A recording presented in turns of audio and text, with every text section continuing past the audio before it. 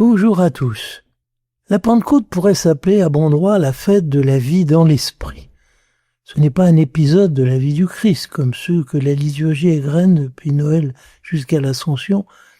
C'est la mise en valeur d'une réalité intérieure que Jésus a voulu partager avec nous, car lui n'a pas cessé de vivre de l'Esprit.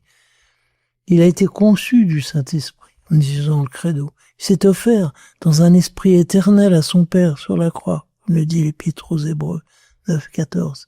Il est celui dont on dit à plusieurs reprises qu'il était tout plein d'esprit. Luc 4, 1, etc.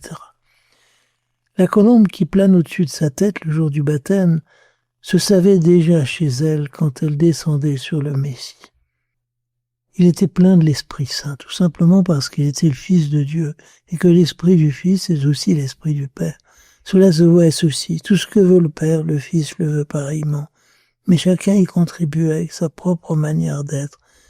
Et dans son humanité, Jésus a voulu fixer cela dans notre condition humaine. Saint Irénée l'a dit magnifiquement. L'Esprit est descendu dans le Fils de Dieu, devenu le Fils de l'homme, pour s'habituer avec lui, à habiter le genre humain, à reposer parmi les hommes, à habiter l'œuvre de Dieu, pour opérer en ces hommes la volonté du Père et le renouveler de leur désuétude dans la nouveauté du Christ. Fin de citation. Pour nous aussi, être fils, cela revient à dire accéder à l'intimité du Père et donc à vivre dans l'Esprit. L'Esprit nous rend la possibilité d'adopter une attitude filiale devant Dieu. Attitude qui est tout à l'inverse de celle d'Adam. C'est l'acceptation joyeuse de notre dépendance, la reconnaissance pour tous les dons reçus, la volonté d'œuvrer en tout pour plaire à notre Père du ciel et pour lui faire honneur. L'amour qui nous porte vers les autres enfants de Dieu qu'il a mis sur notre route.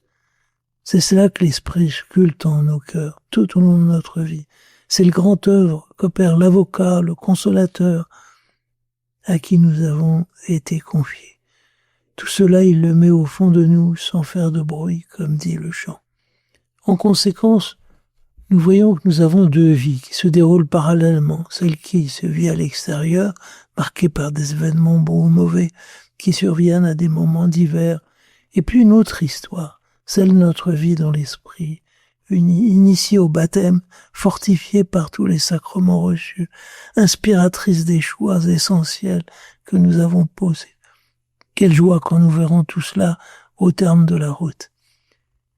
Le paradoxe qui éclate le jour de la Pentecôte, c'est que cette vie dans l'esprit propre à chacun d'entre nous, vie tout à fait cachée au point que nous ne sachions pas toujours la reconnaître, eh bien voilà qu'elle bouscule la nature, rassemble les foules, suscite une parole d'autorité, donne un courage fou à ces hommes qui parlent au nom du Christ et concourt à la fondation de la seule société humaine qui ait jamais traversé l'histoire et duré jusqu'à nous.